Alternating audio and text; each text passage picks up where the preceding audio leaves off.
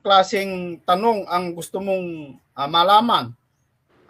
Mas maganda kung kapatid na Sep, pumunta ka na lang doon po sa YouTube, ulitin ko, bigyan ka pa namin ng pagkakataon, pumunta ka sa YouTube, i-search mo yung SLTV channel para makapasok ka kung talagang gusto mong pumasok. Si Miguelito, kung gusto mo, kapatid na Miguelito, ikaw na lang ang papasok. Pati naman si kapatid na Miguelito, parang naduwag din eh. Kapatid na Miguelito, yung ito rin si Kajanto, sabi niya doon sa kanyang sinabi sa akin na ipinakita ni kapatid na Jared na kapag ako daw ay naka-live, papasok daw. Kapatid na Seth, ganito na lang, kung hindi ka makapasok, i-chat mo si Sandugong, si Jando, o kung sino, dyan po sa punto por punto, para sila na lang ang pumasok, kaibigan. Tanging ikaw naman ay defensor yata ng mga CFD, siguro katoliko ka, pero yung lumalabas sa bunganga mo, kapatid, ay parang hindi naman katoliko, no? O hindi naman yung itinatag ni Kristo. Kasi sa Biblia, ganito po ang mababasa sa Biblia. Dito sa Efeso, magbasa nga ako, kapatid na Sep, para sa iyo ito, kapatid na Sep, sana nakikinig ka. Ito, kapatid na Sep, pakinggan mo itong babasahin ko, no? Sabi dito sa Efeso, Kapitulo 4 sa versikulo 27. Kapatid na Sep, pakinggan mo itong babasahin ko. Sabi dito, ni bigyan daan, sa 26, kayo'y mga galit at huwag kayong mga kasala. Huwag lumubog ang araw sa inyong galit. Ni bigyan daan man ang dyablo, kapatid na Sep, pakinggan mo. Ang nagnanakaw ay huwag nang magnakaw pa. Yan ang Kristiyano, kapatid na Sep. Bagkus magpagal na igawa ang kanyang mga kamay ng mabubuting bagay upang siya'y may maibigay sa nangangailangan. 29, kapatid na Sep, pakinggan mo. Anumang salitang mahalay ay huwag lumabas sa iyong bibig. Ang Kristiyano, kapatid na Sep, ito, ang Kristiyano, ito ang sinasabi ni Pablo para hindi natin mapighati ang Espiritu Santo. Anumang salitang mahalay ay huwag lumabas sa iyong bibig, kundi ang mabuting ikatitibay ayon sa pangangailangan upang makinabang ng biyaya ang mga nagsisipakinig. Tapos dito po sa 30, at huwag ninyong pighatiin ang Espiritu Santo ng Diyos na sa Kanya kayo'y tinatakan hanggang sa kaarawan ng pagkatubos. Kapatid na Sep, sana ay pag mag-comment ka, tigilan mo yung kung ikaw ang itinatag ng ating Panginoong Jesucristo, kapatid na Sep, sana ay tigilan mo na yung pagsasalita mo ng mahalay na para bagang sinasabi mo ikaw ay alagad ni Kristo, kayo yung itinatag ni Kristo, pero yung lumalabas naman sa tuwing mag-chat ka, kapag ikaw ay nag-chat, grabe pa naman yung pananalita mo. Kaya sana, kapatid na Sep, ay ako, mga kaibigan at mga kababayan, kung maayos ka naman na pumapasok dito sa aking live, kung maayos ka naman, wala naman dahilan para hindi ka namin tratuhin na maayos, no? Tratuhin ka namin na maayos kung maayos ka naman. Pero kung ganyan lagi ang pananalita mo, bawat comment mo may salitang hindi maganda, sana wag ganon.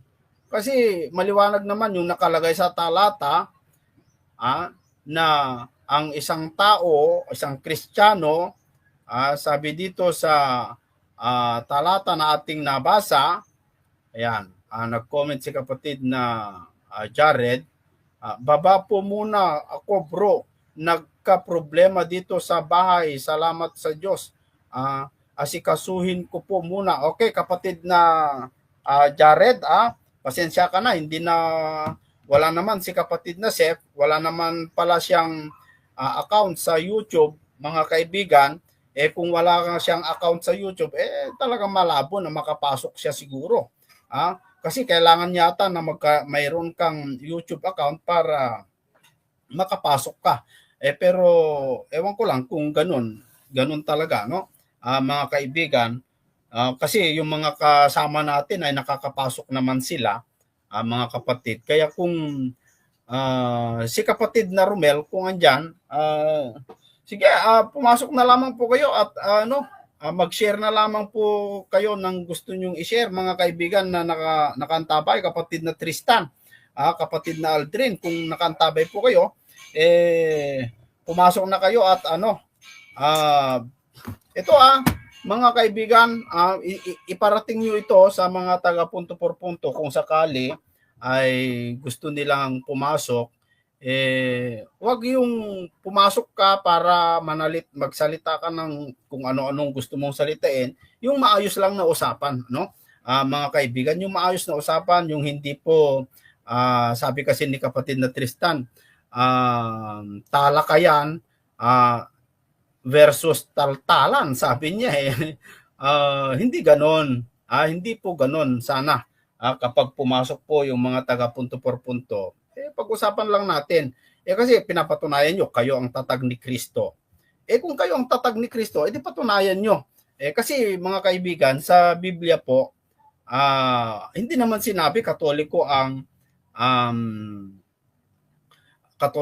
itinatag pakahulugan nyo lang naman yan Tapos ang ginagamit na talata ay Matthew 16:18 na kung saan ay wala ka naman mababasa na. Pero alam nyo mga kapatid, tinanong ko sa AI dito po sa aking cellphone, no? Kung ano po yung itinatag ng ating Panginoong Hesukristo na iglesia. Alam nyo kung ano po yung sabi ni AI? Paano ko kaya ipakita ito? Hindi makita rin kasi maliliit. Pero ito ay meron naman po tayong cellphone at meron pong comment AI, no? Yung nandyan sa cellphone. Alam nyo, ang tanong ko po kay AI, mga kaibigan, kung anong iglesia ang itinatag ng ating Panginoong Hesukristo. Hindi sinabi Katoliko Kasi sa Google kasi, kung ang tanungin mo ay sino ang nagtatag sa Iglesia Katolika, yun, ang sabihin niya, si Kristo. Pero, ang tanong, sinong Kristo ang nagtatag sa Iglesia Katolika? Pero kung ang tanungin mo sa Meta AI, dito sa Google, sa Messenger natin, kung tanungin mo kung anong iglesia, ito, makinig ka na lang, kapatid na Chef, anong iglesia ang itinayo ni Kristo? Kung yun ang tanungin mo doon sa Messenger, sa Meta AI, tanungin mo kung anong iglesia ang itinatag ng ating Panginoong Hesukristo, ang sagot ni Meta AI ay ganito. Ayon sa Biblia, ang iglesia na itinatag ni Hesukristo ay ang iglesia ng Diyos. O kita mo? O ang katawan ni Kristo. Hindi ito nagpapakita ng isang partikular na denominasyon o pangalan ng simbahan. Yan ang totoo, kapatid na Seth. Sino yung itinatag ng Panginoong Hesukristo na iglesia ayon sa Biblia? Tinanong ko ito sa Google, dito po sa Meta AI. Makinig po kayo. Tanging hindi ka na rin lang nakapasok, kapatid na Chef, makinig ka na lang, no? Ito, yung sagot ko sa iyong katanungan. Ayon sa Biblia, sabi ni Meta AI, ang iglesia na itinatag ni Jesucristo ay ang iglesia ng Diyos. Yan ay mayroon namang mga talata. O ang katawan ni Kristo. Hindi ito nagpapakita ng isang partikular na denominasyon. Sang-ayon ako sa sinagot niya sabi niya, o pangalan ng simbahan. Wala naman talaga kundi iglesia ng Diyos naman talagang nakalagay sa Biblia Tumutukoy ito sa komunidad ng mga mananampalataya na sumusunod sa mga turo ni Kristo. Ayan, makinig ka kapatid na Seth. Yung itinatag daw ng ating Panginoong Jesucristo, walang binanggit kung anong iglesia o denominasyon, pero ang itinatag daw ni Kristo na iglesia ay yung sumasampalataya sa ating Panginoong Jesucristo at, makinig ka, at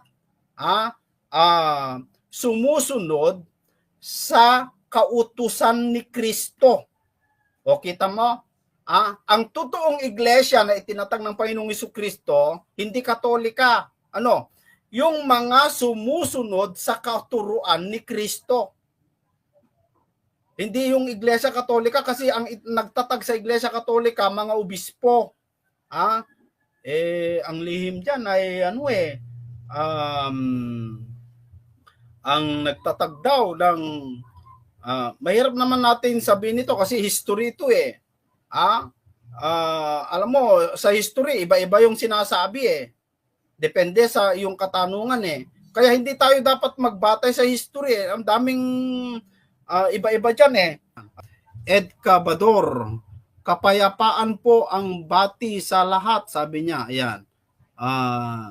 Nel de la Cruz, ang itinayo ni Kristo na iglesia ng Diyos. Yun ang mga nakalagay sa Biblia. Ayan. Pati si Meta AI kapatid na de la Cruz Nel de la Cruz, tinanong ko, ayon kay Meta AI, ang itinatag daw ng ating Panginoong Jesucristo ay yung iglesia ng Diyos na kung saan hindi po nagbibigay o nagsasabi ng partikular na pangalan ng denominasyon, kundi yung mga tunay daw na sumasampalataya at sumusunod sa katuruan ni Kristo.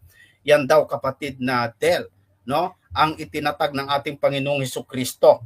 So ibig sabihin ito mga kaibigan, yung talagang sumusunod kasi sabihin natin, Katolika ang itinatag ni Kristo. Kung hindi ka naman sumusunod sa mga kautusan ni Kristo, di hindi ikaw yung iglesia niya. Hindi ikaw yung iglesia na. Ilang papa po, ayon sa history, mga kaibigan, mga kababayan, ilang papa po ang dumaan bilang pangulo ng Iglesia Katolika na naging demonyo. Ito, hindi naman paninira ito. Nasa history naman yan. Alam naman yan ni kapatid na Jando na ang Iglesia Katolika, maraming namuno dyan, hindi naman lahat, pero maraming namuno dyan na mga demonyo. Ayon sa history, kaibigan Jando, sana wag po kayong magalit. Wag po kayong magalit, pero ito ay ayon sa history. Isa na dyan si Pope Alexander VI, mga kababayan. At yung mga iba pa, marami. Kaya nga si Martin Luther, mga kaibigan, ayon sa history, umalis si Martin Luther kasi nakita niya na hindi na maganda yung pamamalakad ng Iglesia Katolika. Ito, hindi naman ito chismis, kapatid na Miguelito. Alam ko naman na alam nyo kung bakit umalis si Martin Luther dyan po sa pagiging Katoliko. Kasi nakita niya na yung mga indulhensya, tawag doon, baka magkamali ako sa pagbigkas, pero yung pagpapatawad daw ng kasalanan, ibinebenta at binabayaran. Yun ang nakita ni Martin Luther. Ayon sa history, kung hindi nyo pinapaniwalaan yung history na nabasa ko, hindi ko rin paniniwalaan yung history po ninyo na patunay nyo kung bakit umalis si Martin Luther dahil masama para sa inyo at lumabag sa mga batas ng simbahang Katoliko. Pero ayon sa history na aking nabasa, si Martin Luther kung bakit siya umalis dyan po sa pagiging Katoliko dahil nakita niya yung maraming naidagdag sa Iglesia Katolika na hindi po karapat-dapat at wala sa Biblia. At isa na diyan yung purgatorio, yung pagbenta ng indulhensya, ano yon, ano pa, marami napakarami mga kaibigan ng mga bagay na wala po sa banal na kasulatan. Kaya si Martin Luther umalis at nakita niya na maraming mga nakaupo diyan. Ayon sa history ito, pati sa Dark Ages ay ang namuno sa pagpatay ng mga Kristiyano nung araw ay hindi naman mailingid sa atin yan pati nga si Pope John Paul II ay humingi ng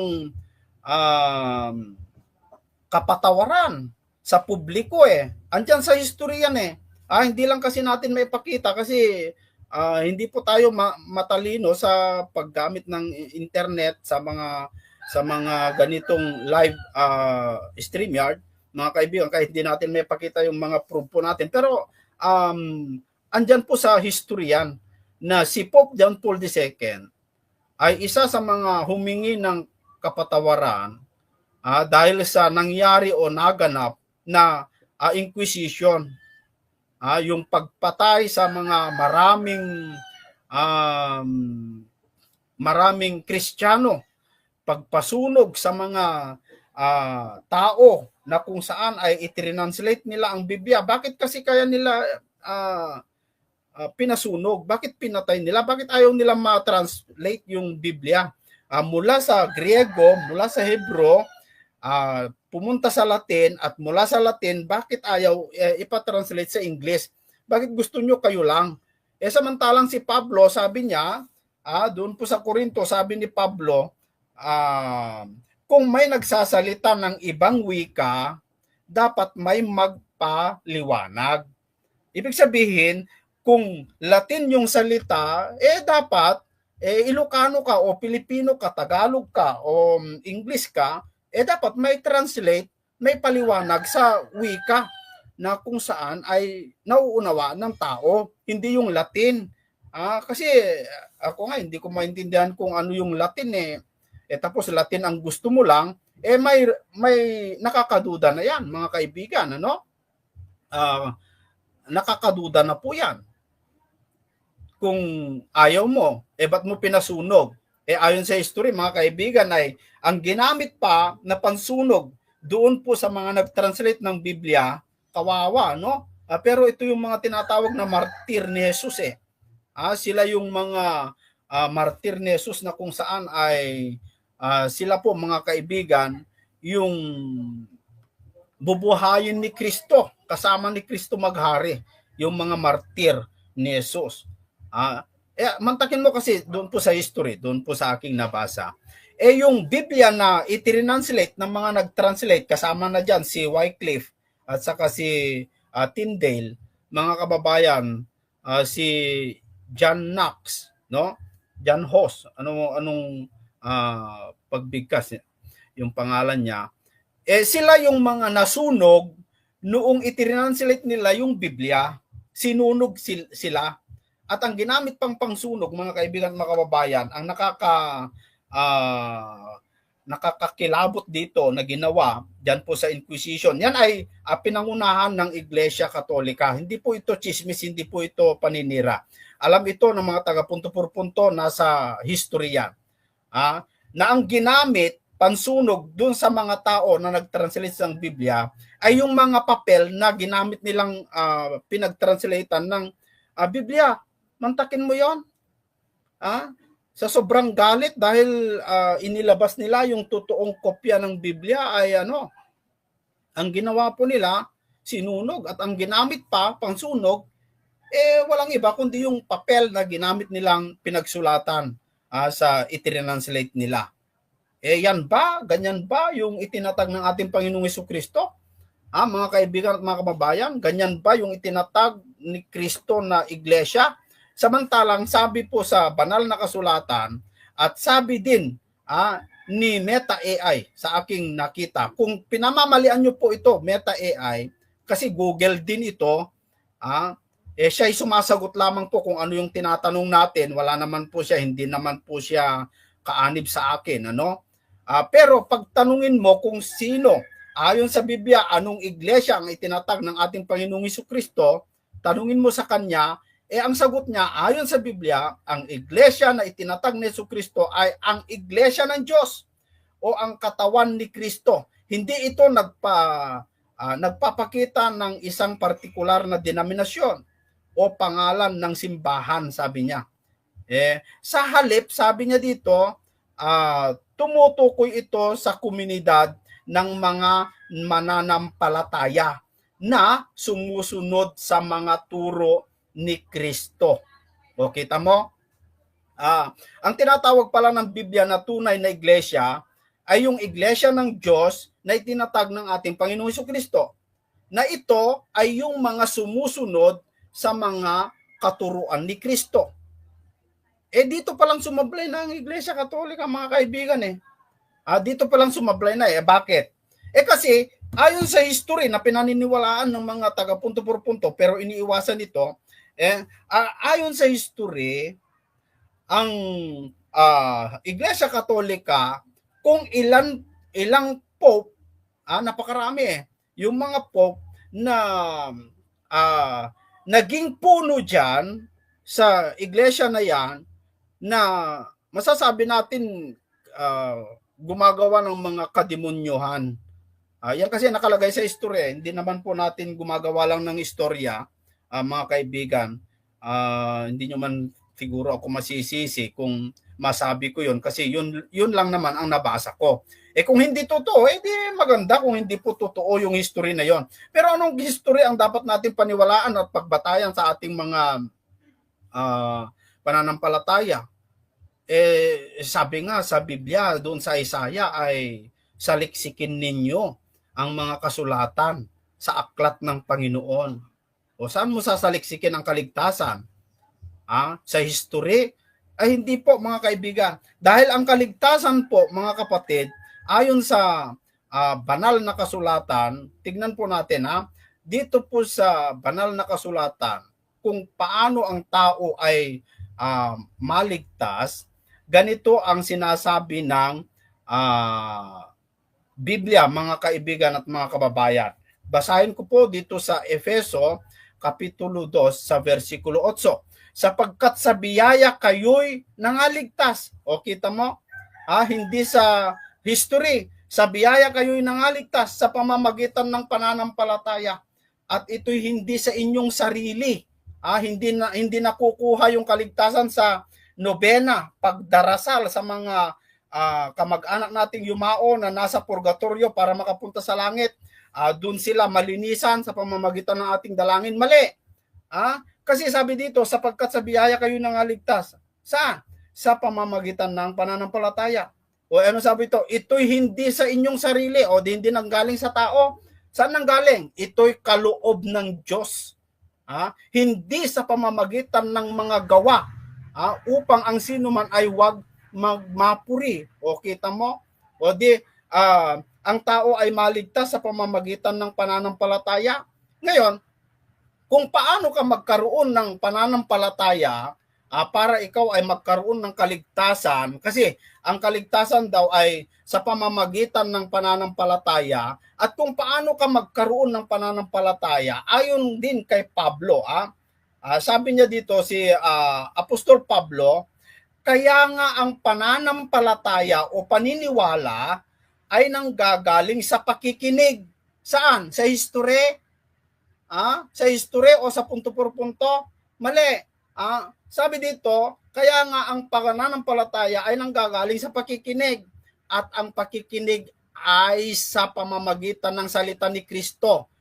Ito ang tandaan nyo. Yung patay na, no, yung namatay na, hindi na yun magkakaroon ng pananampalataya para ipanalangin mo pa para makapunta sa langit, kinalaban mo na ang Biblia. Kung yan ang doktrina ng iglesia mo, masasabi kong hindi yan tatag ni Kristo. Kahit itanong mo pa kay Google, kahit sinasabi pa ni Google na si Kristo ang nagtatag, sa history lang yan, sa internet lang yan, pero ang patunay na ikaw ay tinatag ng Panginoong Hesukristo na totoong iglesia, dapat ayon po kay sa Biblia, ay sumusunod sa salita ng Diyos.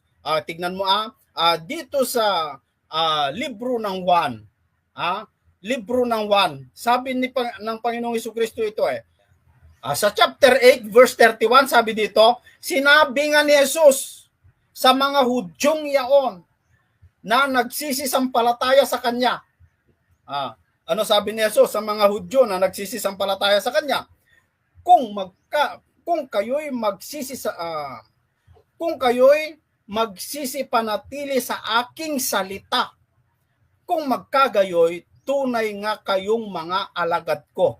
O kita mo, kaibigan Sep, kung yung isang tao na nagsasabing siya'y sumasampalataya sa Diyos, dapat manatili siya doon po sa salita ni Kristo. Dapat manatili siya doon.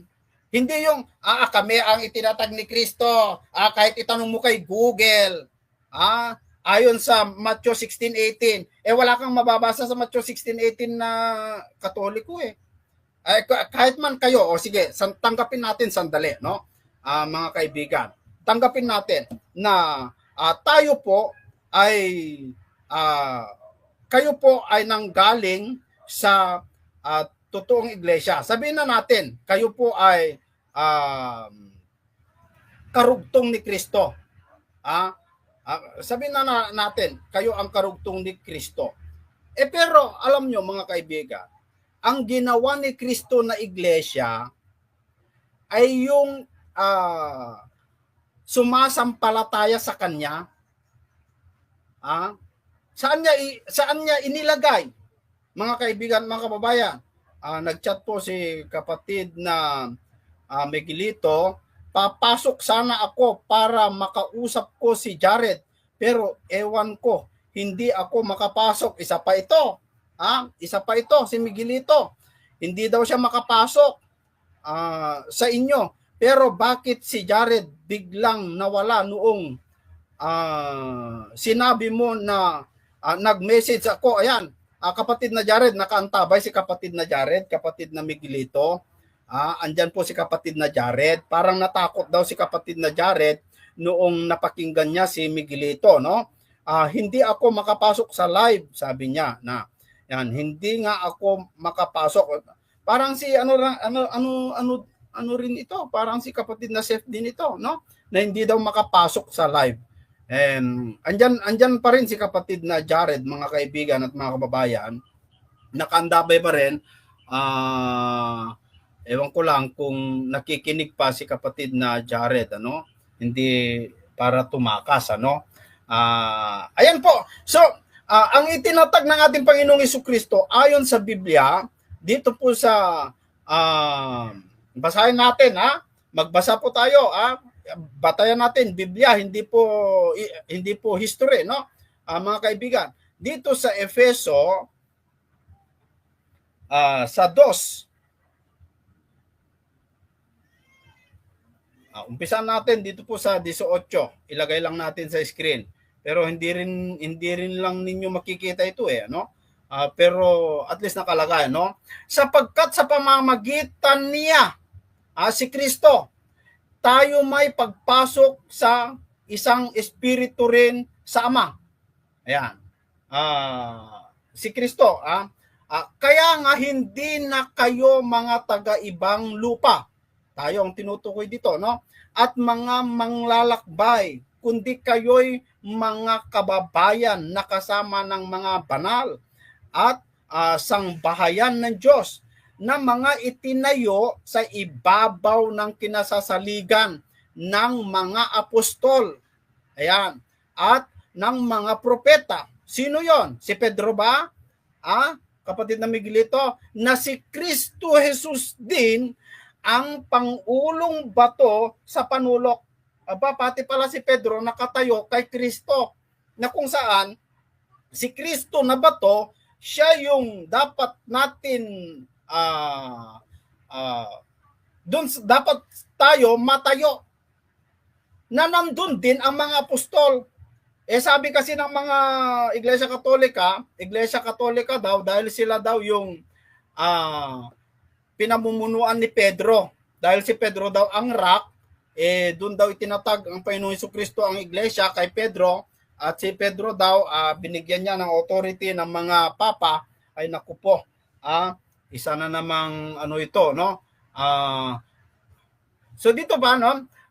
Nasa kanya, kay Kristo, ang buong gusali na nakalapat na mabuti ay lumalago upang maging isang templong banal sa Panginoon. Pakinggan mo, kapatid na Miguelito, yung natatag daw sa ating Panginoong Jesucristo bilang iglesia ay, sabi niya dito sa verse 21, yung iglesia na yon, sabi niya, nasa kanya, yung naitatag sa Panginoong Jesucristo, ay ang nasa kanya ay ang buong gusali na nakalapat na mabuti ay lumalago upang maging isang templong banal. Hindi po, wala pong dun sa tao na yon, dun po sa iglesia na yon, na yun ay tayo, ang tinutukoy dyan, yung tayo, yung sumampalataya kay Kristo, dapat daw ay yun daw ang tinatawag na templong banal sa Panginoon. Nasa kanya'y itinayo naman tayo upang maging tahanan ng Diyos sa Espiritu. Yan, ang linaw yan Ang linaw yan mga kaibigan, hindi sa Katolika yan. Bakit? Kasi ayon sa history, naghari dyan minsan, hindi lang si Pope Alexander VI, kundi marami pa. Hindi ko nga may kabesa kung sino-sino yung mga yun kasi napakarami mga kaibigan. At saka hindi po denominasyon, mga kababayan. Ayon sa talata, ang dapat magtayo sa iglesia, na yung iglesia na yon ay yung sumasampalataya sa Diyos. Hindi po denominasyon. Na ang dapat yung iglesia na yon, yung templo na yon, basahin natin para mas maganda. Kung sino yung templo na yon, mga kaibigan, mga kababayan, ito ay ginagawang denominasyon ng mga iglesia Katolika pero hindi. Diyan po sila nagkamali, no? Sa libro ng unang Korinto 3:16, ganito ang ating mababasa. Hindi ba ninyo nalalaman, sabi ni Pablo sa mga Kristiyano, na kayo'y templo ng Diyos at ang Espiritu ng Diyos ay nananahan sa iyo, kapatid na Miguelito? Hindi simbahang Katolika yan. Unang-una, ewan ko, hindi chismis ito. Pero bakit maraming krus dyan po sa mga simbahan? Kasi sabi nyo, yung krus, pantaboy ng demonyo. Kayo nagsabi niyan. No? Yung cross, pantaboy ng demonyo. Bakit doon po sa simbahan ninyo, napakaraming cross? Bakit? Kapatid na Miguelito, marami bang demonyo dyan sa simbahan ninyo? Bakit maraming cross?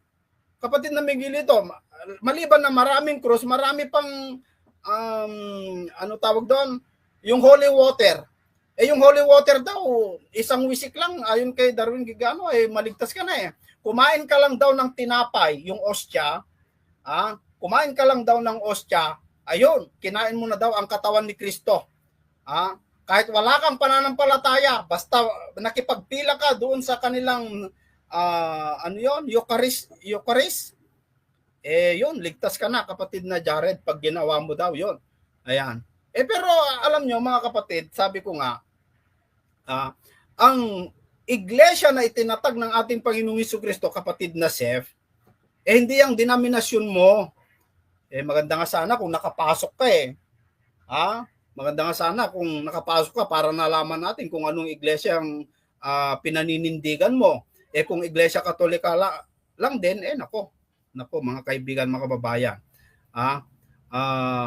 Ang iglesia na itinatag ng ating Panginoong Jesucristo ayon po sa banal na kasulatan. Sabi dito sa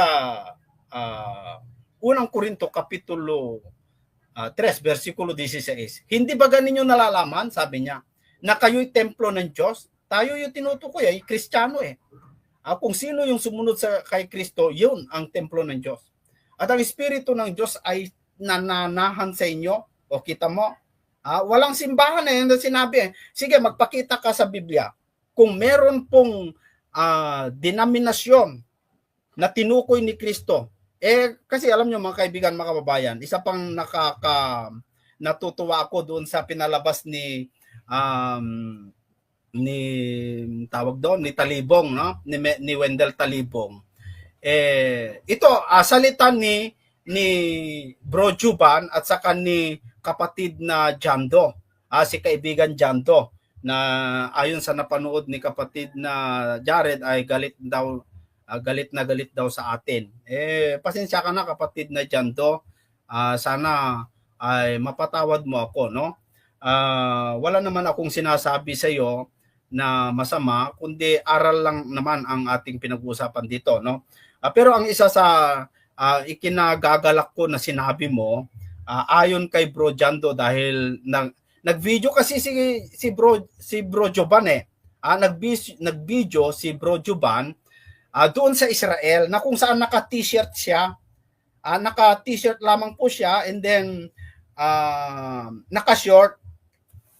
May nag-comment sa atin na isang Katoliko kapatid na Miguelito May nag-comment sa atin na sabi niya, andito ako sa Switzerland, sabi niya. Ang lamig ng panahon sa December 25 dito, sabi niya, ay 11 degree. Totoo, walang snow, pero napakalamig, sabi niya. Hindi ka makalabas na hindi ka mag-jacket, sabi niya. Kaya yung video ni Bro Joban, hindi ako naniniwala, baka itinanggal lang yung damit, and then pagkatapos ng video ay isinuot din, sabi niya Ewan ko kung anong totoo dyan. Hindi naman ako nakapunta dyan sa Israel, pero ang ikinatutuwa ko sa sinabi ni Bro Joban doon sa video ni Jando, sabi niya, yung isang church o chapel doon po sa kung saan ipinaglihi at ipinanganak si John the Baptist, Catholic Church kasi yon, nalimutan ko yung pangalan, nalimutan ko. Pero may isa pang church na pinakita ni Bro Joban na Baptist Church, Catholic Baptist Church daw. So natuwa si Jando, natuwa si Jando. Alam niyo kung ano sinabi ni Jando? Si John the Baptist Catholic pala, sabi niya. Natuwa ako doon si John the Baptist daw Catholic dahil yung nabidyoan ni Bro Joban na simbahan diyan sa Israel John the Baptist Church. John the Baptist Church. Yun ay pagmay-ari ng Katoliko, kaya si John the Baptist daw dahil napangangalanan ng John the Baptist, ayun. Katoliko na daw si John the Baptist. Mga kaibigan at mga kababayan. Ewan ko lang kung payag po kayo doon, pero alam mo, para sa akin ay wala kahit magtanong ka kahit sa Biblia, mga kaibigan, ang talagang itinayo ng ating Panginoong Jesucristo, iglesia ng Diyos na buhay, na siyang haligit suhay ng katotohanan. Basahin niya natin, hindi kasi ako matalino sa pagmemorya ng talata mga kaibigan. Pero at least alam natin yung mga katotohanan. Dito po sa asan na yon? Unang Timoteo, pati nga sa paglagay medyo nahihirapan tayo dapat kailangan natin ng tagabasa dito sa verse 15. Sabi dito, ngunit kung ako'y magluwat, sabi ni Pablo, ng mahabang panahon ay upang maalaman mo kung paano ang dapat sa mga tao na ugaliin nila sa bahay ng Diyos. So sa bahay ng Diyos po pala, mayroong ugalihin, hindi mag-sign of the cross, kapatid na Miguelito. Hindi mag-sign of the cross.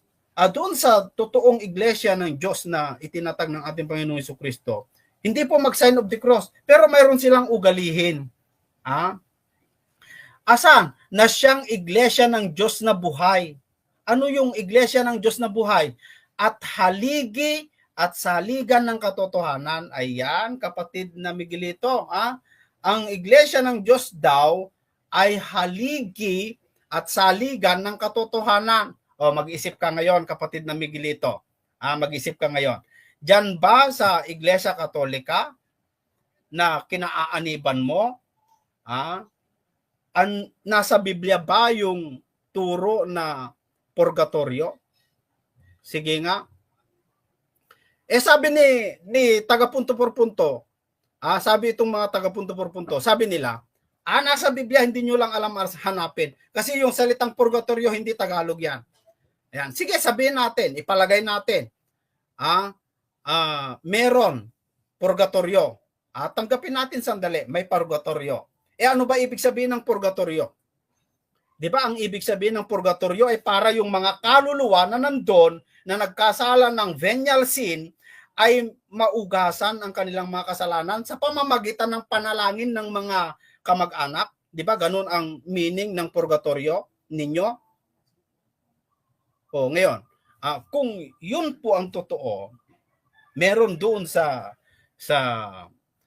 Biblia yung purgatorio. Yung meaning, tama ba yung meaning o yung ibig nyong sabihin doon sa purgatorio?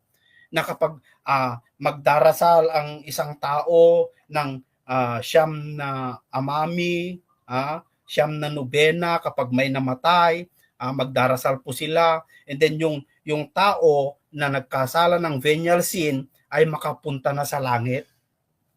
Bakit, kapatid na Jando? Kapatid na Jando, nakikinig ka ba? Bakit? Doon ba sa ipinapangaral ninyo, hindi pa ba sapat yun para ang tao'y maligtas? Bakit kailangan pa kapag namatay ay kailangan pa tumawag ng mga matatanda para magdasal ng Aba Ginoong Maria o anumang dasal? Hindi kasi ako marunong sa mga dasal ng mga pero alam nyo, meron akong kinausap nung namatay po yung aking tita. May nakausap akong isang katikista, pero hindi sila nagnobena doon sa burol kasi hindi namin ginagawa yan, kapatid na Miguelito. Pero siyempre sa mga kapitbahay, may mga iba-ibang diyan may dumating na katikista. May dumating na katikista. Maayos naman siya kausap. Siyempre, kung maayos siya kausap, di kausapin din natin ng maayos, tinanong ko sa kanya kung bakit sila nagnonobena. Yun ang sabi nila, para yung tao daw, yung kaluluwa, ay malinisan para ma-prepare sa pagpunta niya sa langit. Alam nyo, ang tanong ko sa kanya, paano nyo nalaman na nandun? Ba't nyo pinagdadarasal? Alam nyo ba na nandun? Sabi ko.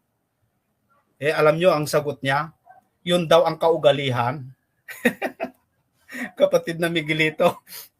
Hindi ka ba natutuwa doon? Kapatid na Miguelito. At tinanong ko, bakit alam mo ba na nandun yung tao para kailangan magnobena ka ng siyam na amami?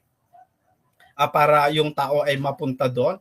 Alam mo ba na nandun yung kaluluwa sa purgatorio? Kung asan man yung purgatorio, sabi ko. Sabi niya, yun daw ang kaugalihan at yun daw ang nakalagay sa katikista. Di katikista pa lang sinusunod, hindi Biblia.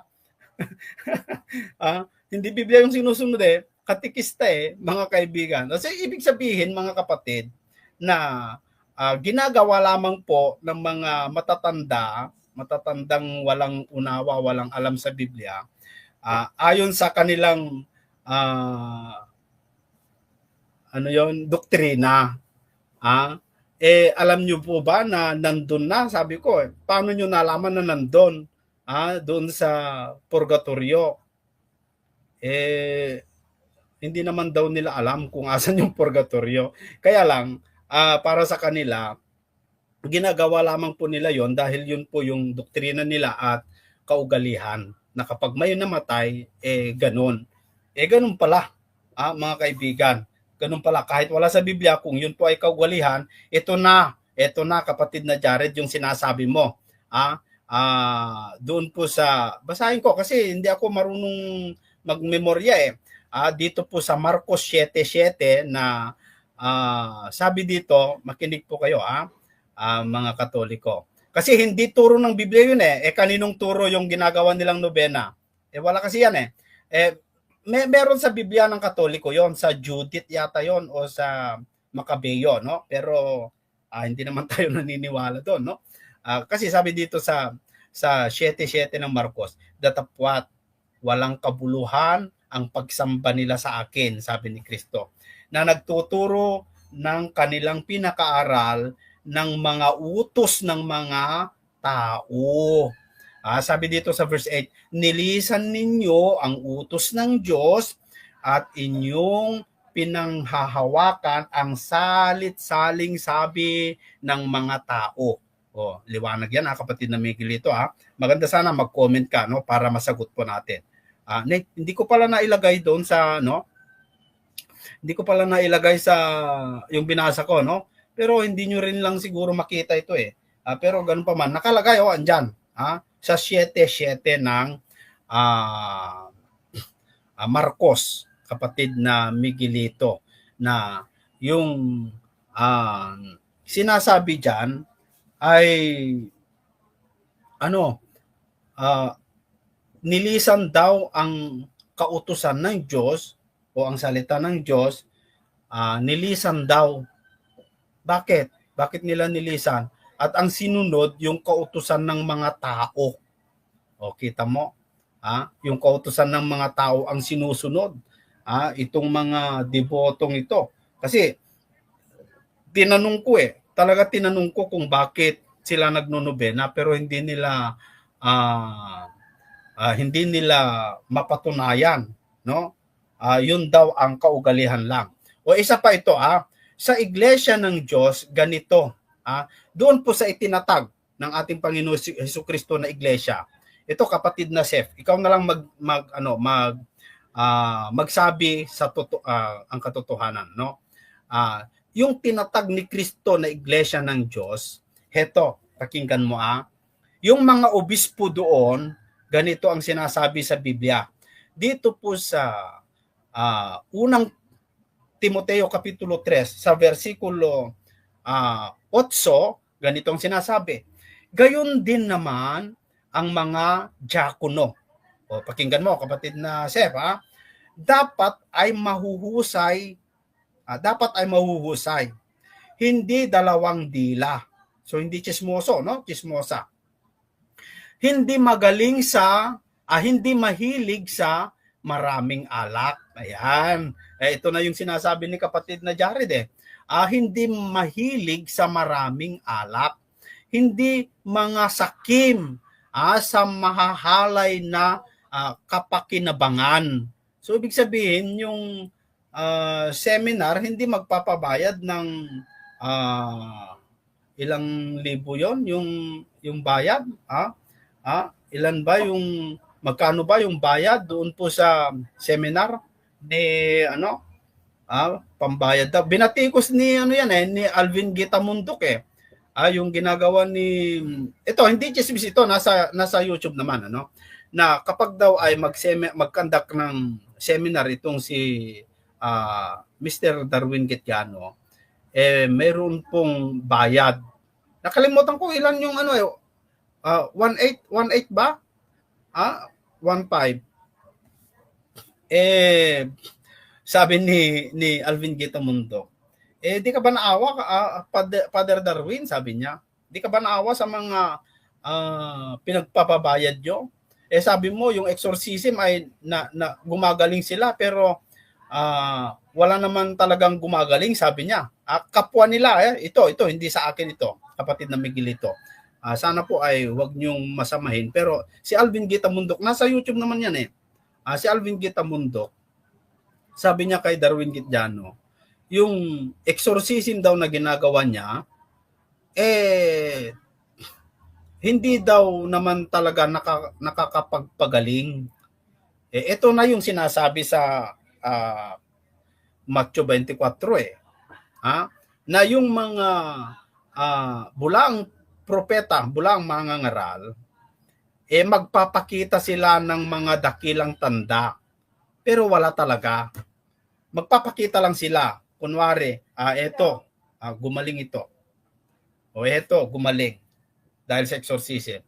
Pero pag i-search mo yan, ay nako mga kaibigan. So, binasahan pa ni Alvin Gitamundok, binasahan pa niya si Padre Darwin na yung mga manlalasing, yung nagsasababae, yung nagsasalalaki, hindi magmamana ng kaharian ng Diyos. Sabi niya doon sa 1 Corinthians 9:6, 6:9. O hindi mo ba alam yan, Padre Darwin? Sabi ni Alvin Gitamundok Alam ito ni kapatid na dyan, do hindi ito paninira, hindi ito chismis. Ito sinasabi ko lang yung sinasabi ni Alvin Gitamundok. Nasa YouTube naman yan. Kaya alam ko hindi naman po nila siguro mamasamain. Ano? Pero ganun pa man mga kaibigan. Sa totoong iglesia na itinatag ng ating Panginoong Jesucristo mga kaibigan at mga kababayan, sabi dito sa unang Timoteo Kapitulo 3 sa versikulo 8, gayon din naman, sabi niya, ang mga diakono dapat ay mahusay, hindi dalawang dila, sabi niya. Hindi mahilig, sabi niya, kapatid na Miguelito, hindi mahilig sa maraming alak, hindi mga sakim sa mahahalay na kapakinabangan. Ang sinasabi nila dito, bakit si Kristo umiinom? Bakit si Kristo uminom? Hindi naman masama ang uminom, basta konti lang, sabi nila. Maganda kung konti. Kapatid na Miguelito, maganda kung konti. Pero ang tanong, no? Ang tanong, sabi mo maganda kung konti lang, okay naman kung konti, sabi mo. Pero ang tanong, ano ba kasi yung pinapayagan ni Kristo na dapat inumin ng mga tao, mga kaibigan? Kasi dapat alam natin yan Kasi kung kahit mag-search ka sa Google, sa internet, may dalawang klase ng alak. Ito yung tinatawag na perverted at saka fermented, na kung saan yung ginamit ni Kristo na alak ay fermented, na ito'y ay mula sa ubas alak, na hindi naman po ito nakakasama, mga kaibigan, mga kababayan. Kapatid na Romel, magandang hapon po, magandang umaga dyan. So hindi po ito yung hindi naman ito nakakasama ng katawan. Basta ito'y konti lang, no? Maliwanag 'yan, mga kaibigan. Hindi yung maraming alak, na ibig sabihin yung 80% o 50% wine ang alak. Yan yung mga gawa ng tao. Ibig sabihin man-made. Yung ginawa ni Kristo, ano yun katulad ng alak ubas na kung saan yung ubas ay walang naidagdag na kahit anong chemical. Yan, mga kapatid. Palusok lamang po ng mga taga punto por punto na mahilig sa alak. Kung sa bagay, ang iglesia daw ng Diyos na itinatag ng Panginoong Jesucristo, yung tao na sumusunod, na matiwasay sa salita ng Diyos, maliwanag yan sa ating nabasa. At kahit itanong mo kay Meta AI, dyan po sa Messenger, nasa Messenger naman madali lang naman Pero ang pinagtataka ko lang kay Meta AI kasi, kaya hindi ako masyadong naniniwala sa mga internet o yung kasi opinion lang naman ng mga tao yan puro opinion yun ang kanilang opinion, pati si Meta AI, pati si Google, yun tao din ang naglagay sa mga yon. Balita natin na impluwensya ng history At ito pa yung magkakaiba magkakaiba doon sa Catholic Encyclopedia, sinasabi doon na ang kapanganakan ni Kristo ay walang nakakaalam, unknown, hindi alam, walang petsa. Tama yun Tama yun Pero ang pinagtatakaan ko lang, si kapatid na Miguelito, pinaglalaban, na hindi daw totoo na may na nag-i-snow doon sa Bethlehem sa December 25. Sige, tanggapin ko kapatid na Miguelito na hindi nga nag-i-snow doon sa panahon ngayon, December. Pero dahil ba hindi nag-snow, yan na ba ang patunay ninyo na napanganak si Kristo ng December 25? Ha? Wala naman nakasulat sa Biblia eh. Ha? Walang nakasulat sa Biblia eh.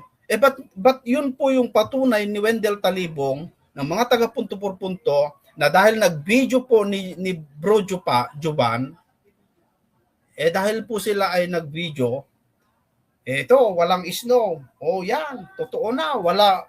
Napanganak na si Kristo, December 25. Kasi walang snow. Nakikita naman po ninyo, naka-t-shirt lamang po ako. Ako'y naka-shortpan lang at ako'y mainit-init po ang aking katawan. Hindi dahil sa snow, kundi dahil sa pawis ng init. Sabi ni, anong pangalan yun? Yung isa? Kalimutan ko eh. Si Bro Jovan lang ang naaalala ko eh. Pero dahil ba doon? Yun ba yung patunay nyo? Kapatid na Miguelito, sige. Mag-chat ka. Yan ba yung patunay nyo na napanganak si Kristo sa December 25? Dahil walang snow dyan po sa Bethlehem? Sabihin natin, walang snow nga talaga, mga kaibigan. Pero kahit walang snow, hindi yun patunay. Kasi sabi nga ni kapatid na Larry, at ako'y sumasang-ayon naman ako dun na nung panahon ni Kristo, unang siglo pa napanganak ang Panginoong Jesucristo eh. Anong siglo na ngayon eh? 2000 na eh. 2024 na tayo eh. 25 na nga eh. Unang century pa, unang siglo pa, naipanganak ang ating Panginoong Jesucristo. Malay natin. Baka naman talaga nung panahon na yun na marami pang mga kahoy, hindi pa masyado polluted ang ozone layer natin, talagang malamig sa panahon na yun. Baka naman talaga nagkaroon ng mga snow sa panahon na yun, December 25. Pero kahit tatanggapin natin, wala na nga snow. Dahil yun yung napapatunayan nila sa video sa panahon ngayon. Pero panahon ngayon, hindi panahon noon. Dahil ba doon, kapatid na Miguelito, naninindigan ka na? Yun ba yung paninindigan mo, tinitindigan mo? Napanganak si Kristo sa December 25. Samantalang yung Catholic Encyclopedia po ninyo. At saka, si Kuya Kim talaga, si Constantine, si Emperador Constantine, siya yung nagdeklara noong ika-4 na siglo, idineklara niya bilang kapanganakan o selebrasyon ng kapanganakan ng ating Panginoong Jesucristo. Na dati, ayon sa kasaysayan, noong Enero 6 sa Ehipto, mga kaibigan, ay nagdiriwang ng mga Kristiyano ng kapanganakan ng ating Panginoong Jesucristo. Enero 6 ginagawa nila. Meron pa nga mga kaibigan, no? Hindi lang Enero 6, meron pa nagdiriwang Marso 28. Pero iba-iba kasi, magtanong ka sa Google, iba-iba kasi sinasagot eh. Pero si Emperador Constantine, na isa sa sinasabi ng iba na namuno sa Iglesia Katolika, bagamat wala tayong dyan. Pero sinasabi lang ng iba, hindi ko sinabi ko, no? Idineklara ni Constantino Paul na December 25 ang gawin nilang selebrasyon ng kapanganakan ng Panginoong Jesucristo. At ito noong ika-6 na siglo ay ginawang opisyal ng mga obispo ang kapanganakan na yan. Kasi ibig sabihin, hindi December 25, kundi yan lamang po ang idineklara nila. Napakalinaw naman eh. Kapatid na Milo, magandang umaga dyan sa iyo. Kapatid na SL, share ko lang sa konting information lang. Okay. Okay. Unang-una, nandito ako sa California. Ang lagi kong sinasabi sa mga defender ng Catholic about dyan sa December 25, hindi yata nila alam kung gaano kalamig sa Israel pagka December. Unang-una, ang normal na temperature is 72 degrees. 70 to 72 Ngayon degrees. kapatid, ngayon. Hindi. Ang normal na temperature. So hindi ngayon. Iba hindi. Ngayon. Malamig na ngayon. Sobrang lamig na ngayon. Ang normal na temperature is 70 to 72. Pero pag naging 68, kailangan mo na mag-sweater niyan. Pagka naging 65, kailangan mo ng makapal na jacket niyan. Lalo na pagka naging 60. Sa mga bansang nag-i-snow, kasi nag-i-snow naman sa Bethlehem or sa Israel sa mga bansang nag-i-snow, konting baba lang ng temperature, mag-i-snow na. Napakalamig nun. Tsaka pangalawa, disyerto yon. Napakalakas ng hangin sa Israel.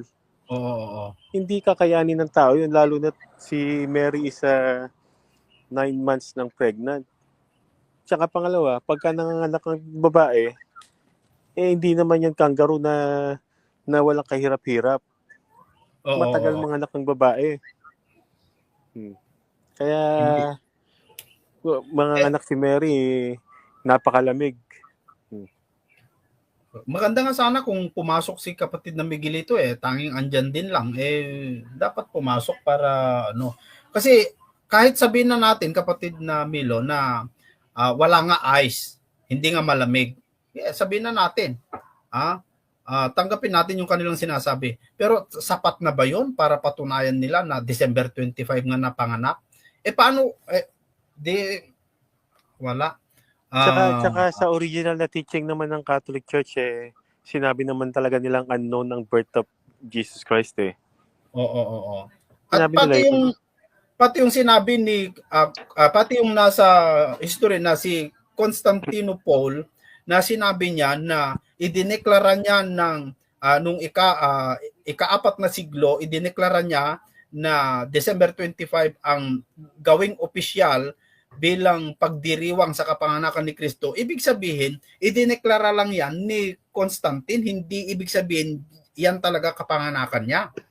Ayun ang ibig sabihin noon. Matatalino ito, mga taga punto por punto, pero yung kanilang katalinuhan ginagamit sa maling paraan. Saka yung birth ni si John ba yung pinanganak na si John? Is 6 months daw ahead kay Jesus Christ. Talagang ginawa nilang eksakto. 25 din si John. Hindi, mali kasi yung mali din yung computation ng Iglesia Katolika mali nga.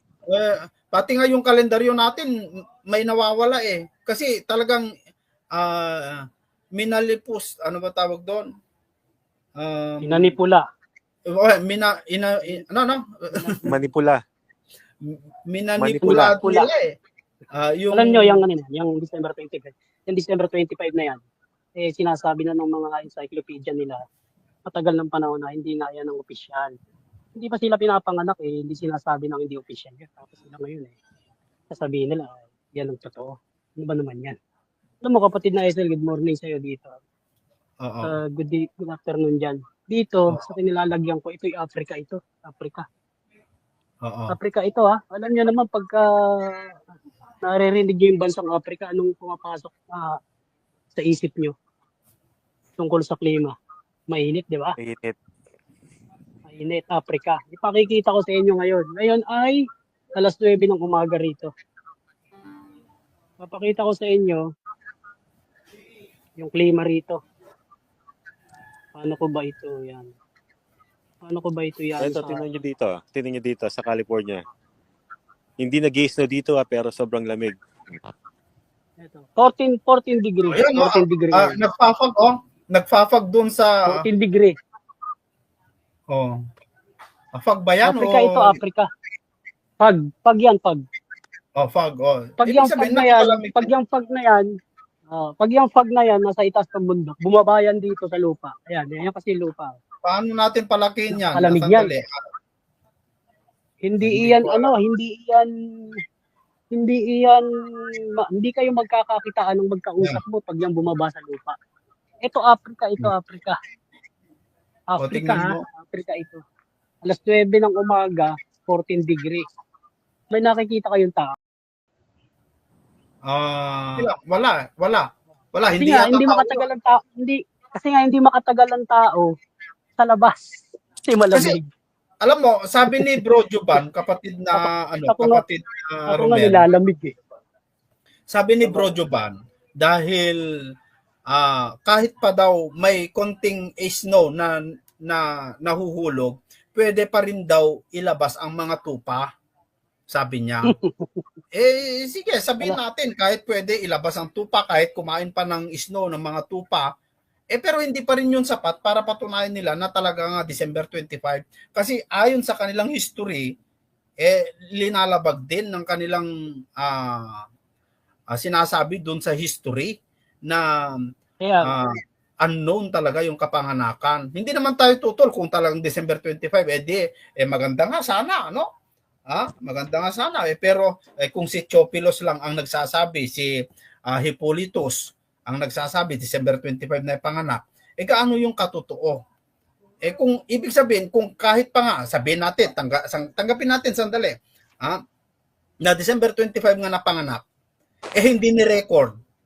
Bakit bigyan mo ng halaga? Hindi nga ni-record. Kasi ang usapan lang naman sa Biblia, hindi para ikwento lahat ng mga nangyari sa panahon ni Kristo, kundi ang tinatalakay lamang po dyan ay yung mga mahalagang bagay para sa kaligtasan ng tao. Hindi para, kaya nga hindi nilagay, hindi sinulat yung mga iba kasi ibig sabihin, hindi na yun mahalaga para sa kaligtasan ng tao. Itong mga Katoliko kasi kung ano-anong haka ang ginagawa nila. Haka yan Yan ang sinasabi sa Biblia na haka ginagawa po nila. Kristo naman kasi, kaya hindi pinasulat yung birthday niyan sa laman. Si Kristo kasi, humiral na yan bago pa sa libutan Humiral na yan. Panganak na ng Diyos yan. Yun ang totoong birthday niya. Nakakaalam nun.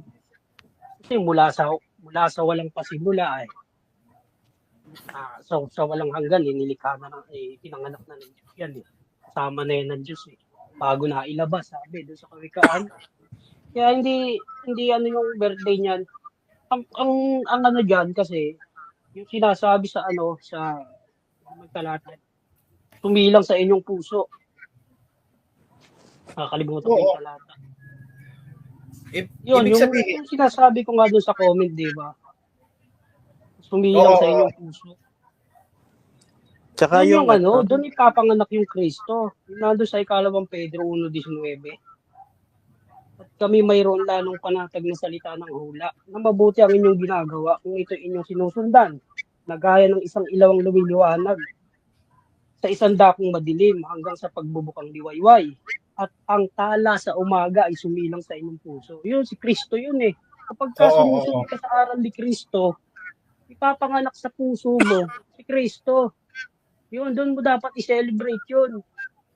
Pag sumunod ka doon sa aral niya, birthday kayo ng birthday ni Kristo. December 25. Lasingan naman kayo ng lasingan. Gulo naman kayo ng gulo. Yun yung masama Yun ang totoong birthday ni Kristo, kapayapaan. Kapayapaan ng birthday ni Kristo, hindi kaguluhan. Kaya ang Kristo, umisilang yan. Ang problema dyan, mahirap lang tayo magsalita pero maraming nagsasabi kapag sa panahon na yan ay talaga happy ang mga yung mga pare dyan At saka ngayon, iba na ang Pasko ngayon. Negosyo na. Commercialized na ang Pasko ngayon. Yan nga ang sinasabi ko sa ibang kakilala ko na very successful ang Roman paganism sa pagkakalat ng nila. Very successful sila. Naging napakalat nila ang practice nila. Tsaka ang negosyo nila. Biro mo, napakayaman ng Vatican. Halos lahat ng perang nakokolekta ng church pumupunta sa kanila. Oo. Tama 'yon. Tsaka yung birth ni Jesus Christ is nagpunta si Joseph doon tsaka si Mary for census. Siguro mali ako ron pero yun ang pagkakaintindi ko. Pero sa historical records, yun talaga mabe-verify mo. Wala ng census sa panahon ng November. Tapos na. Kasi naghahanda na ang mga pagans para sa December 25 nga na Fiesta birth nila. nung God nila. Sol Oo. Invictus. Sol Sol Invictus. Invictus. Mm. Yun talaga ang totoo. Yun talaga ang totoo. Dito may nagpapastol na tupa dito. May nagpapastol na tupa dito nung nakaraan. Oktubre. Pagpasok ng Nobyembre, hanggang ngayon, wala na akong nakikita magpapastol ng tupa rito. Wala na. Oktubre mayroon pa. Kasi napakalamig nga. Napakalamig na rito. Ito Africa lang to ha. Africa lang ito. Lalo naman sa sa Bethlehem. Mas mababa ang ng temperatura doon kumpara dito. Dito 14 degree, walang tumatagal na tao sa labas. Tsaka yung mga lalo surrounding countries nag-8 nila. degree dito, grabe. Yung surrounding countries nila malalamig nadadaan sa kanila. Plus desert pa sila. At ang Kaya nga, ganun pa man, hindi yun ang batayan. Hindi snow ang batayan. Biblia ang batayan. Ang isa pa daw na batayan nila, kapatid na Romel, ang isa pang batayan nila ayon sa napanood kong video ni Jando, ni Bro Joban, ay nung meron daw Kristiyano, Baptist yata yon, nagtanong daw yung isang yung isang Baptist doon po sa taga-Israel daw. Ang tanong niya daw, hindi naman daw Catholic yung Israel na yon kasi Judaismo ang kwan nila doon. Tinanong daw itong Baptist kung totoong December 25 na ipanganak si Kristo. Sabi daw yung Israelita na yon, oo, December 25, bakit hindi mo alam? 'Di ba Kristiyano ka? Sabi daw. Kaya wala, nakakahiya itong mga kababayan natin, hindi naniniwala sa December 25. Pinapatunayan na nga ng mga taga rito. Sabi naman ni Brother Joban. Tsaka napanood ko yung isang maggawa ng nakapanood ako ng video ni Gitgano, kausap niya yung taga-Israel. Si na Joban. pinapalsingalingan nga nila yung December 25. Yung ice. Oo.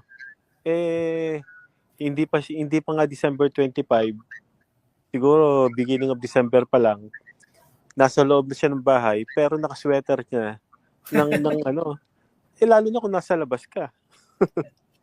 May video nga May video siya na naka-t-shirt at naka-short nandun sa labas. December 25 daw noon. Siyempre, self-serving yun eh. Sabi nga yung Katoliko na nasa Switzerland na nag-comment sa akin, kasi nungalingan yan, sabi niya. Kasi dito sa amin, sabi niya, yung temperatura na sinasabi nila, hindi ka na pwede magsuot ng short at saka t-shirt dyan, sabi niya. Sa lugar kung saan ay nag-i-snow, hindi ka na makasuot ng ganyan, sabi niya. Kaya yan, baka hindi yan December 25 o di kaya baka tinanggal lamang po niya yung kanyang damit, tapos pagkatapos ng video ay inilagay ulit, sabi niya. Pero hindi natin alam kung gaano katotoo yun. Wala naman tayong patunay na hindi nga December 25 yung video nila na yon. Ganun pa man, hindi pa rin yun ang batayan. Kung kapanganakan lang ang in-interview nila ay kakampi nila. Natural naman sasabihin nun. Siyempre, self-serving yun. Mag-survey sila nung mga tao, yung mga tao na na iba-ibang tao doon. Kasi imposible naman na pinapatunayan ng mga Israelita, yung mga hindi Kristiyano na Israelita, na December 25 kapanganakan ni Kristo. Sila nga itong hindi naniniwala na si Kristo ay propeta o sinugo ng Diyos Kaya nga sila naghihintay pa lang ng ibang propeta nila o ibang tagapagligtas nila yung mga Hudyo. kung totoong Yun. hindi Kristiyano yung pinagtanungan nila, nakakaduda eh. Kasi sa Israel hindi sila naniniwala kay Jesus eh. Maliban lang kung Kaya nga Kristiyano. di ba? Kaya nga sa 1:13 ng Galacia, si San Pablo nangunguna noon nung nandoon siya sa relihiyon ng mga Hudyo, Oo. Jewish religion. Kaya nga si San Pablo ang unang umuusig nun kasi nga ang claim ni Kristo siya nga yung Mesiyas na darating. Bisaya, Siyempre, oo. si Pablo isang Hudyo, kabilang sa Jewish religion. Kaya sabi niya sa 1:13 ng Galacia, nangunguna siya, pinag-uusig niya yun sa relihiyon ng mga Hudyo. Nililipon niya, iglesia ng Diyos. Pero nung tawagin si Pablo, yun, naniwala si Pablo. Hindi talaga naniniwala ang mga Hudyo sa sa darating na Mesiyas na si Kristo. Hanggang ngayon yata, naghihintay pa sila. Oo, hanggang ngayon naghihintay pa sila eh. Hindi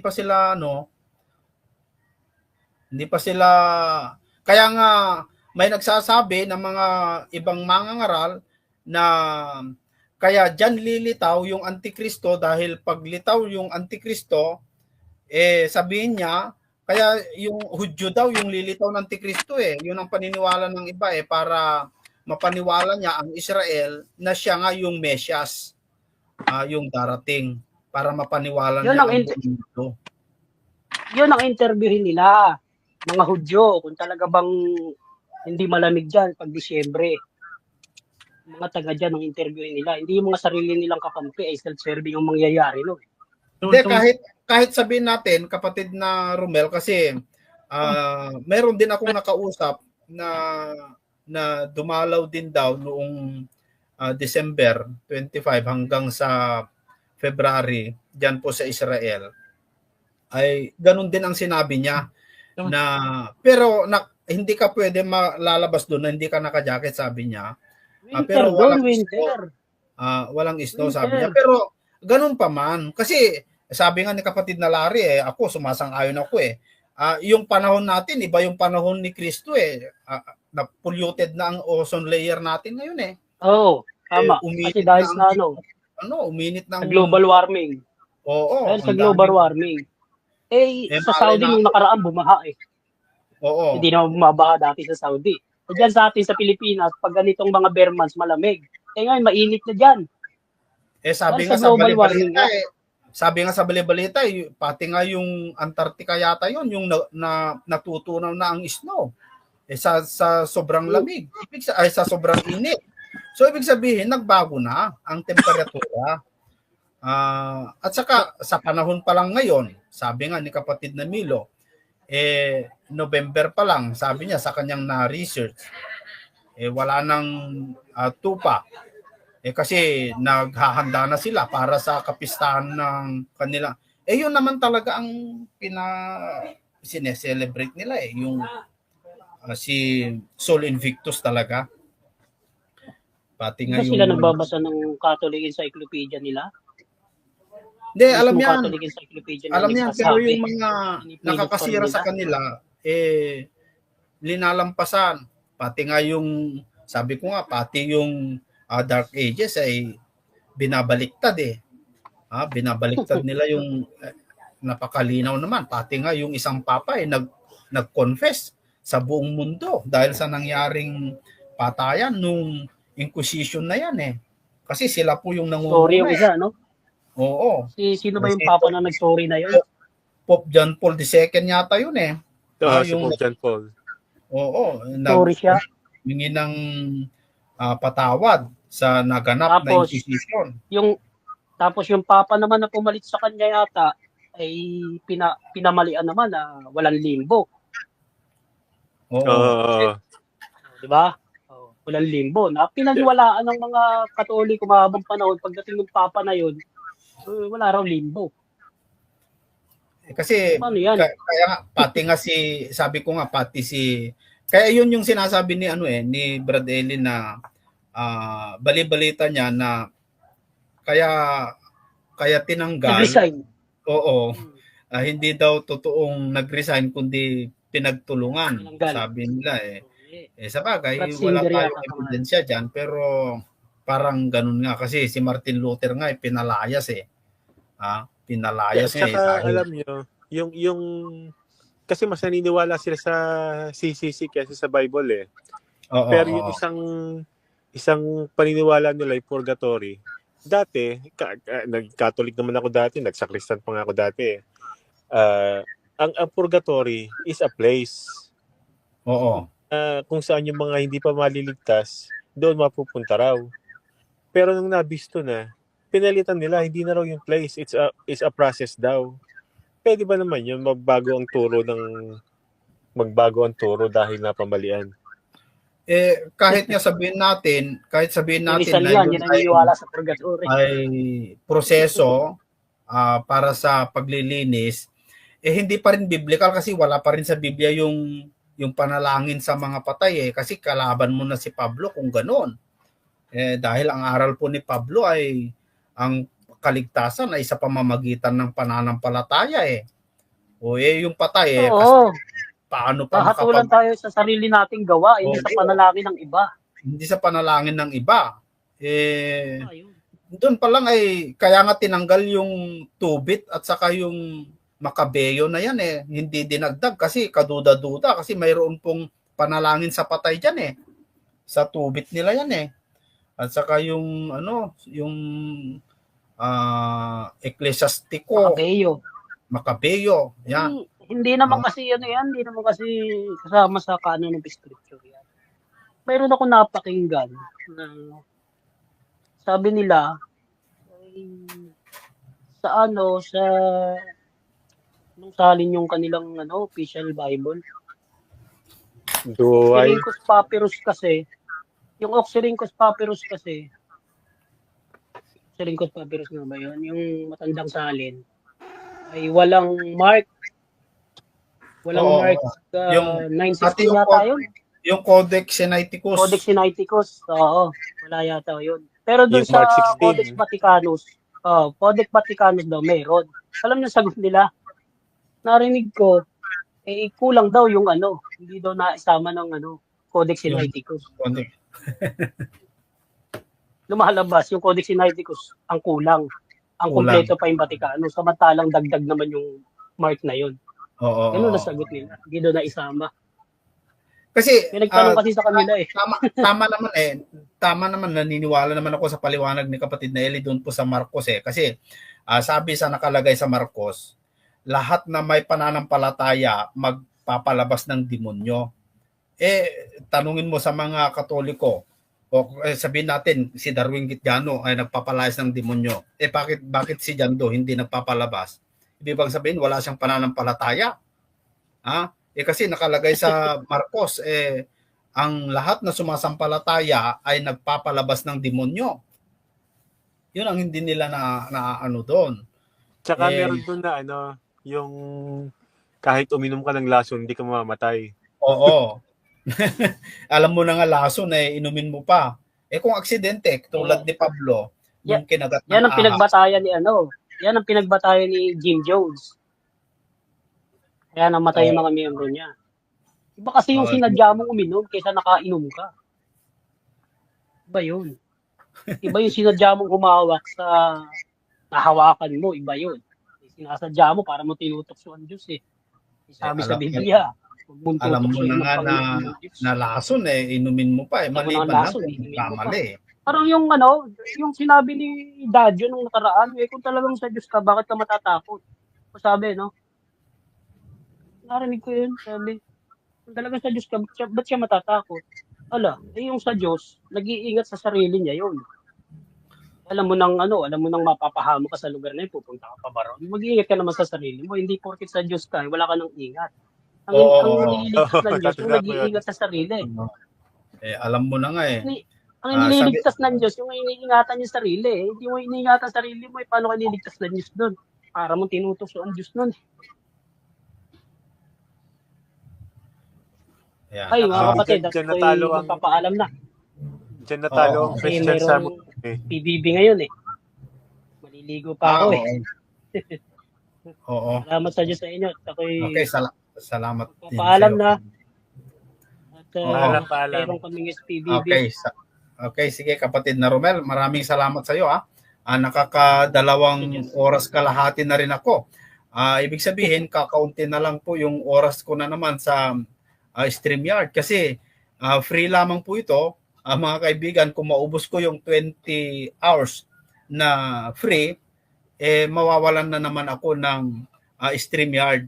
Pwede akong mag-live pero sa normal na live sa YouTube, kaya lang walang makapasok, kaya hinihintay ko yung free. Kasi 20 hours lang ang free sa sa StreamYard